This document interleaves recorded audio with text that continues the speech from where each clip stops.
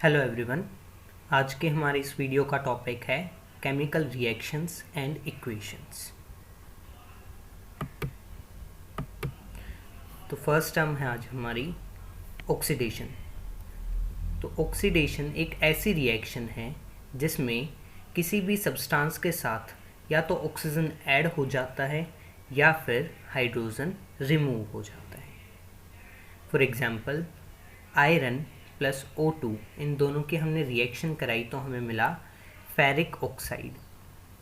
Reactants की तरफ अगर हम देखें, आयरन के साथ पहले ऑक्सीजन नहीं था, लेकिन प्रोडक्ट में हम देखें तो आयरन के साथ ऑक्सीजन ऐड हो चुका है। तो ऐसी रिएक्शन जिसमें किसी भी सब्सटेंस के साथ ऑक्सीजन ऐड हो जाए उसको हम कहते हैं ऑक्सीडेशन रिएक्शन।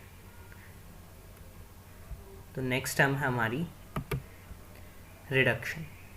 रिडक्शन वो रिएक्शन है जिसमें किसी सब्सटेंस के साथ हाइड्रोजन ऐड हो जाए या फिर ऑक्सीजन रिमूव हो जाए। एग्जाम्पल के लिए है zinc oxide plus carbon will give zinc plus carbon dioxide. इस रिएक्शन में जिंक के साथ पहले ही ऑक्सीजन प्रेजेंट था, लेकिन अगर हम प्रोडक्ट्स में देखें जिंक के साथ ऑक्सीजन नहीं है, तो हम कह सकते हैं जिंक का रिडक्शन हो गया है क्योंकि ऑक्सीजन उसके साथ से रिमूव हो गया है। नेक्स्ट है हमारा रिडॉक्स रिएक्शंस। तो ऐसी रिएक्शंस जिसमें ऑक्सीडेशन भी हो और रिडक्शन भी हो, उन रिएक्शंस को कहते हैं रिडक्शन ऑक्सीडेशन रिएक्शन और रिडॉक्स रिएक्शन। नेक्स्ट है हमारा ऑक्सीडाइजिंग एजेंट। तो एजेंट वो पर्सन होते हैं जो कि किसी काम को करने में हमारी हेल्प करते हैं। तो सेम ऑक्सीडाइजिंग एजेंट वो सब्सटेंस है जो कि ऑक्सीडेशन कराने में हेल्प करता है। नेक्स्ट है रिड्यूसिंग एजेंट। रिड्यूसिंग एजेंट वो सब्सटेंस हैं जो कि रिडक्शन कराने में हेल्प करते हैं।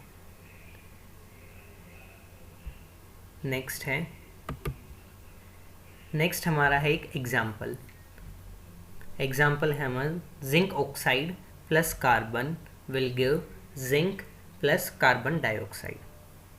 अगर हम इस रिएक्शन में देखें तो कार्बन के साथ पहले ऑक्सीजन नहीं था, लेकिन प्रोडक्ट्स में देखें तो कार्बन के साथ ऑक्सीजन आ गया, तो हम कह सकते हैं कि कार्बन ऑक्सीडाइज हो गया है। सेम जिंक के साथ पहले ऑक्सीजन था, लेकिन प्रोडक्ट्स में जिंक के साथ ऑक्सीजन नहीं है, तो हम कह सकते हैं जिंक ऑक्साइड रिड्यूस हो गया है।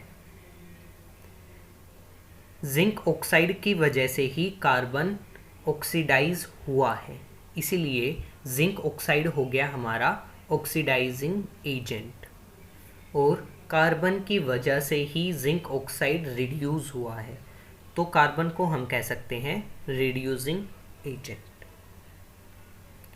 चलिए एक एग्जाम्पल और देखते हैं।